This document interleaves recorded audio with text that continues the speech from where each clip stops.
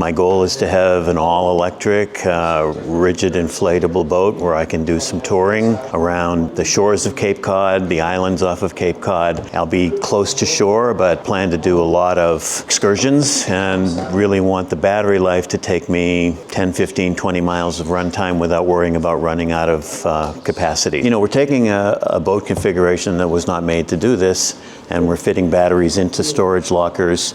We're matching that up with the electrical wiring that needs to happen and matching that up with the specifications of the electric motor that is going to power the boat. So there's a fun factor in this style boat. An inflatable rib is a fun boat to be in. It's very stable. I'm a beginning boater, so it's a perfect setup for me. It's a good size for me to take myself and 2 or 3 passengers with me out for the day. And I'm pretty passionate about electric power and not wanting to have to do all this with a gasoline engine. So I'm experimenting a bit, and I plan to document what I find out and share it. I was actually a bit of an explorer in terms of electrifying kayak, and I put a trolling motor on a kayak and went out with battery-powered craft up and down some of the streams and lakes and rivers and marshes in the Cape Cod area. And I thought, gee, the next level up would be to go out in Cape Cod Bay or along the shores of Cape Cod and do this in something like an 11-foot boat. So I was thrilled to discover Solid State Marine, because what they offered was just much higher runtime and range electrical capacity for the same space, better power density, just lighter and more flexible to use than a lithium battery. And I could not duplicate the range and runtime I'm getting with these batteries with any other make. So I was very happy to find them. So we're at MSI in Portsmouth, Rhode Island, and we are looking at a high field rib, trying to maximize the battery space here. So this is one of the compartments we're working with.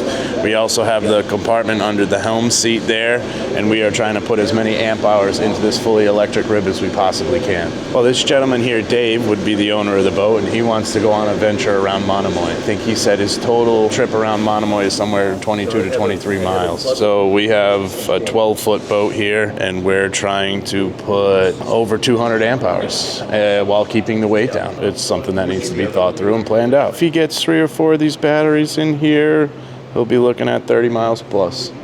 This bank is going to be running parallel. Yep. So in order to have one that's configured that way, you're going to have to rerun the parallel connection every time you were to take it out of the boat. Want to use the light one? There's normally a plate in here that holds your standard 12-volt battery. We've taken that out to give ourselves some more room, right?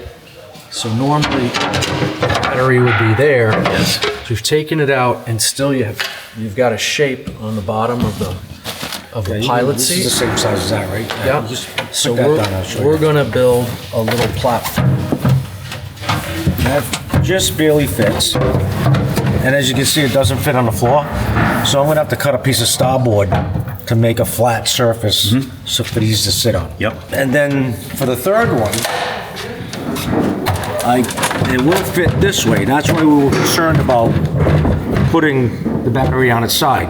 Nope, that's perfect. That's fine. So I'd have to, again, I'm going to have to make a starboard shelf.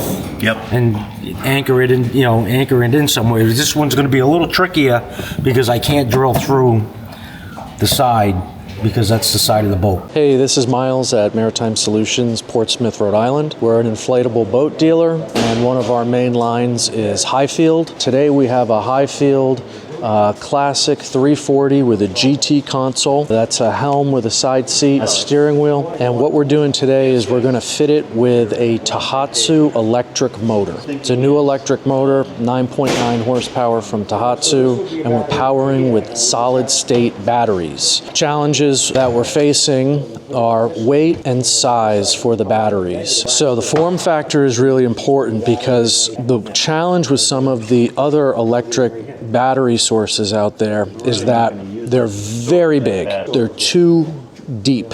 And so on a boat like this, there's nowhere to fit them. With these particular batteries, they're longer and slimmer in a rectangular shape, so it allows us to fit them into narrower spaces on the boat. So as you can see, we've got large batteries here. You always want to be cautious and cognizant of the weight distribution in the boat. And so what we're trying to do is figure out the optimal way to place the batteries and get as much power as possible. So I think what we're going to do is get 2 under the pilot seat, 1 in the bow locker, and 1 removable at the owner's option when he wants some extra running power. You need enough voltage to power the motor appropriately.